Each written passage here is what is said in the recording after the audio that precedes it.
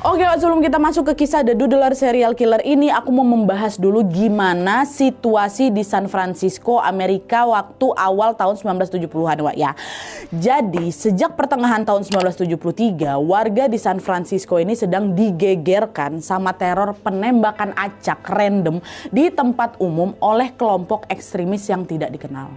Aksi ini berlangsung selama berbulan-bulan, Wak, dan menewaskan setidaknya 15 warga sipil di sana, yang semuanya adalah warga kulit putih. Sejak kejadian itu, warga pun banyak yang panik lah kan, dan mereka semua pada ketakutan kalau mau kemana-mana sekali ditembak sama orang itu gitu kan. Dari kejadian itu, polisi di San Francisco pun mulai melakukan penyelidikan besar-besaran, Wak.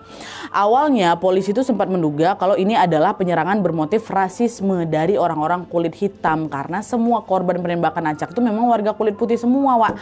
Jadi kecurigaan polisi waktu itu mengarah ke sebagian oknum orang-orang yang berkulit hitam yang dianggap radikal. Akhirnya di situ polisi pun menerapkanlah kebijakan yang disebut Operasi Zebra, yaitu apa?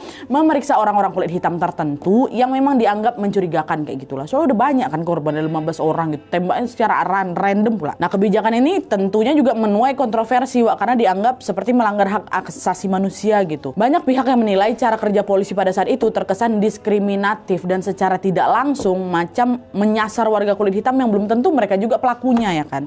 Akhirnya karena banyak yang mengkritik, kebijakan Operasi Zebra itu pun dihentikan. Cuma karena pelakunya itu masih belum tertangkap, Wak, aparat di sana pun makin memperketat lagi tuh keamanan mereka, patroli mereka juga makin ditingkatkan, dan pada saat itu suasana San Francisco ini masih dipenuhi ketakutan dan ketegangan. Nah, di tengah kondisi kota yang lagi huru-hara ini, polisi di San Francisco malah dikejutkan lagi dengan laporan penemuan mayat tidak dikenal di pinggiran Ocean Beach. Awalnya polisi pikir, oh itu mayat tuh salah satu korban dari teror penembakan itu tuh, ya kan, korban tembak juga yang memang masih terjadi di San Francisco pada saat itu.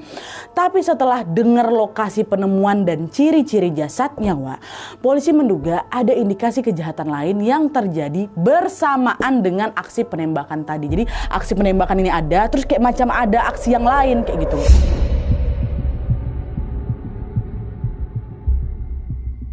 Jadi waktu itu di tanggal 27 Januari 1974, Wak, sekitar jam 1.57 malam atau dini hari, polisi terima telepon dari seorang laki-laki atau pemuda yang tidak dikenal.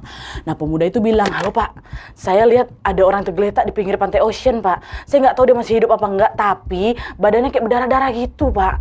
Saya nggak berani nyamperin. Tolonglah cepat Bapak kesini ya," kata dia kayak gitu. Nah, habis bilang kayak gitu, pemuda ini langsung matikan telepon dan